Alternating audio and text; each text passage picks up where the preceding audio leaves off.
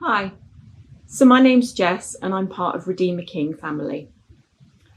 Having listened to Carl's Easter Sunday message sat in the garden, I looked across to the flower borders, which are full of forget-me-nots, my favourite flower at this time of year, and I felt God prompting me to share this particular part of my life story, which is testimony to his unfailing love.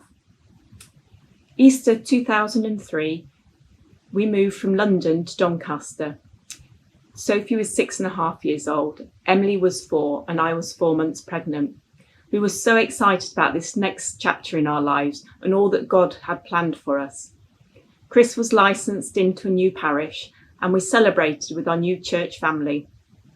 10 days later, I went for an antenatal appointment and the midwife couldn't find the baby's heartbeat. We were sent up to the hospital and an ultrasound scan confirmed that the baby had died. On the 15th of May 2003, at 19 weeks gestation, I gave birth to Thomas with Chris at my side.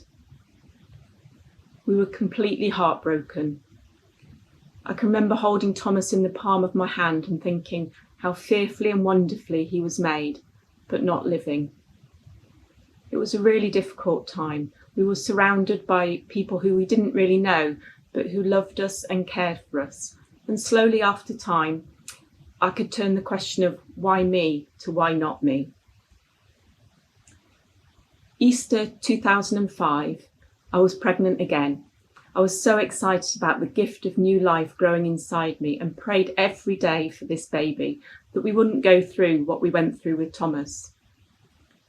At 16 weeks, just after Easter, I went to the midwife for an antenatal appointment and she couldn't find the baby's heartbeat. I could not believe that I was facing this situation again. We went up to the hospital and again an ultrasound scan showed that the baby had died. On the 26th of May 2005, I gave birth to Joe. Only this time I was completely traumatised and devastated and torn apart by grief. I spiralled into a deep, dark place. I turned to old ways of coping, which for me were anorexia. And as my weight and mood went down and I slipped deeper into depression, I made a plan to end my life. I truly believed that Chris and the girls would be better off without me, and I could live no longer with the pain that I felt. I made a plan, and as I left to go away for a few days, and not return, I dropped a letter off which I'd written to the crisis team who'd become involved with me. I believe God intervened because they would not let me go until they'd opened that letter, and once they knew what my plan was, they didn't let me go, and God certainly wasn't going to let me go. It was a really difficult time and a long, hard journey back to wanting to live again.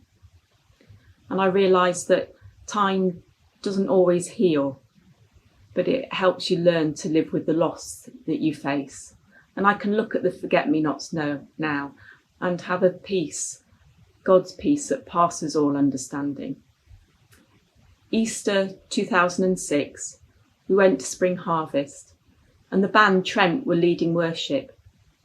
They sang a song which spoke deep into my heart, and the words were, "Life could take every dream away.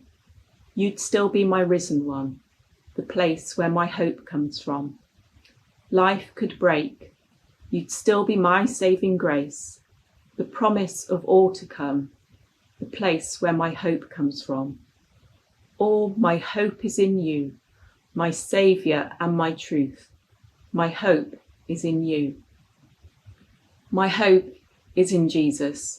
I know that one day I will hold Thomas and Joe in my arms again, and I know that God will never leave me or forsake me, and that his promises are true both for me and for you.